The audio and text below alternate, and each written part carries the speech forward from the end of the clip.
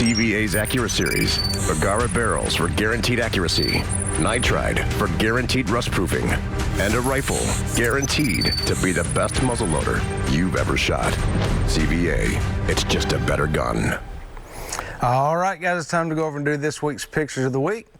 This week's Pictures of the Week being brought to you by our friends over at Flowers Garden Center and Deer Processing. You can go find them at 4550 Eatons Creek Road in Nashville, Tennessee. They've got that garden center wide open. Go down there and let them take care of all your flower and gardening needs. And be sure to tell the Flowers family thank you for all that they do for us here at the show.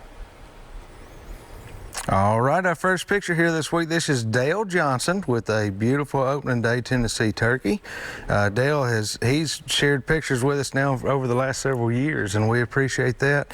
And congratulations on another good opening day bird. Our next picture here, this is Levy Harris, and Miss Levy, y'all have also seen her as she's grown up. She goes out with Bob Van Treese all the time. He's taken her hunting since she was little, and this is her first turkey of this Tennessee season, taken on juvenile. But I want to note that since then, she has gotten her other two, and her Tennessee season is over. So congratulations, Miss Levy, and to Bob, thank you so much for all you do getting these kids out in the outdoors.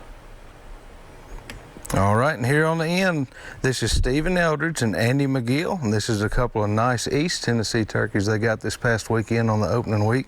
I tell you, it's been a great opening weekend. It seems statewide. We'll have some numbers on that for you guys here in just the next few weeks, but I believe we've had a great kickoff. Y'all can send your pictures to us here, 474 James Robertson Parkway, or get them to me on Facebook or at the email there on the screen, and we'll share them here on the show just as soon as we can. All right, guys, welcome back to the studio.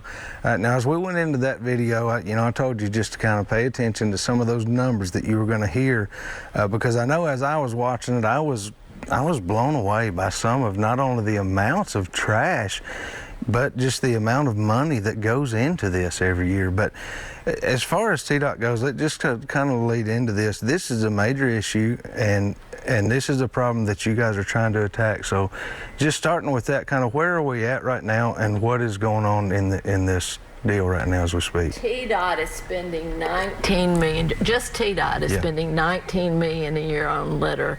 That's pickup along our roads, and a lot of that's contracted pickup with our mowing. And then that's also all the outreach to the public and the organizing of volunteers, and we give grants to every county in the state to pick up litter.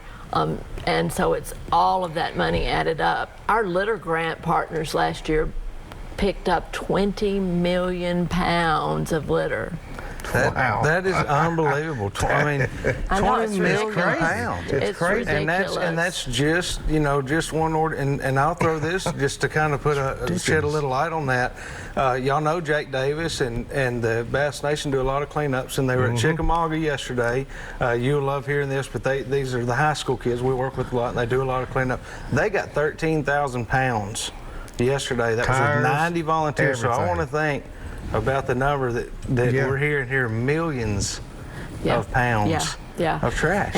And we're particularly lucky at TDOT in Tennessee because in the early 80s, the Malt Beverage and Soft Drink Association decided to self-tax to provide a fund for litter prevention, and that fund comes to TDOT every year, and we take those dollars and grant them out to the counties. We help all the counties in Tennessee to pick up litter.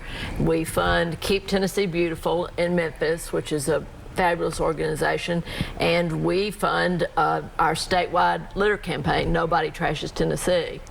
And excellent. And now this, you did mention you do this in every county. This is a statewide issue. I mean, this is not just a Middle Tennessee. It's not just a Nashville, Memphis, and Knoxville thing. This is statewide. This is something that even Dayton and I, in our travels, we travel around the different waterways all over the state, and this is something we see, guys, in every single waterway, unfortunately, that we visit. I mean, this is not a particular area that's got this issue, guys. It's everywhere all over the state. And it's such a difficult problem because it's people behavior, and we've got to change behavior. But you know, we were also talking about 70% of our litter, and we study litter. We don't just go around saying we know what we're going to tell you. We scientifically study. We talk to people about litter attitudes professionally, and then we also do visible litter studies all over the state and on all kinds of roads. So we can tell you that only 30% of our litter is intentional litter, people throwing it out of their window or pushing it out of their car. The other 70% is unintentional. I drove home behind a black pickup where these pieces of paper were lifting up and going back and lifting up, and then finally it got enough wind and the paper was coming out of the truck. But you also need to think about, are you monitoring your trash cans at your house? Yeah. If some of that litter happens to come out when they empty your trash cans, you need to go out there on on trash pickup day and clean up afterwards. Litter moves, water moves it. Oh, it's amazing. Animals move it. Yeah. And that litter there, the litter on your business site, if your employees go out and eat outside at tables, have you got a trash can out there, and is there a lid on it, and is somebody picking up that trash before it overflows? Yeah. That's all unintentional. Construction sites, I have a construction site near my home. I watch the litter blow out of the construction site. I bet they don't have any trash cans for the employees. Right. It's a tough situation, and you mentioned all these different things, and y'all might be at home thinking, well, why are we talking about this? Well, because all these things, yes, sometimes it gets picked up on roadways, sometimes in ditch lines, but it makes its way to your waterways. Absolutely. And I've mentioned this before, and I don't care if I mention it 1,000 more times, if you look on the side of a roadway at a drain, there will be a tag on it. The tag will have a picture of a fish, and it says, "This drains to river." Yeah. So all this trash, you're thinking, well, this is over in the middle of town. It's eventually in the river, in your waterways, in your creeks, in your lakes. Yes. And guess where your drinking water comes from? Yes. That's where it comes from. So this is something that, again, that affects us all. Some people think, well, that doesn't affect us over here. Yes, it does. It affects you everywhere. And plus, like people camping on the islands, they leave their bags of trash. Like somebody's going to come get it. No, you have to take that with you. Yeah, I think sometimes it's literally left because people think someone is literally coming to get it, and they're not. So it's all up to you to bring that out. And when the lake comes up and that bag floats around, it busts open, you really do have a mess. And bank fishermen are one of the worst, man. I'm telling you. That's right. It's a lot that goes to it. How can people get involved, say with TDOT or through other organizations that could help you guys out or get behind you? We have a lot of ways. Adopt a highway. You can adopt 2 miles. We'll have recognition panels with your group. Individuals can adopt. We have a lot of individuals. Church groups, businesses. We have a recognition panel at the beginning of your 2 miles, and the end you agree to pick up 4 times a year. There's no cost. I'm so surprised so many people call and think there'll be a cost. We supply safety vests, trash bags, and TDOT. If you leave your bags there in a pile and let TDOT know, we'll come and pick up your bags for you. It's great. So you keep it as hassle-free as possible. I mean, you do. Yeah, exactly. And I can speak for you. I mean, this is the absolute truth. We've done this at our church. And just like you say, you bring in the safety vest, everything's provided. Y'all come and pick it up. We actually have been tossing around the idea of possibly doing something similar with the lakes, with having adopt a boat ramp, adopt a stretch of shoreline, and we're trying to get maybe something going with that. So I think it's a great idea. We can probably help a little with that. I mean, I think that's how we're making things happen, and we can make even more things happen. We couldn't do what we do without all the volunteers and all our partnerships. We have a big boat. We want everybody to get in the boat, and we will help and we'll work together. Lots and lots of volunteers work with us. We also have a litter hotline. If you see someone littering from a vehicle or trash blowing out of their vehicle, you can call 877-8-LITTER. I think hate litter, 877-8-LITTER. Or you can just go to the TDOT website and let us know and report the tag where it happened. We'll ask you for a lot of info, but you don't have to have all the info. And we send them an educational letter. It's not, we don't keep records. We send a letter that said, do you know that's illegal? There's a fine if you're caught.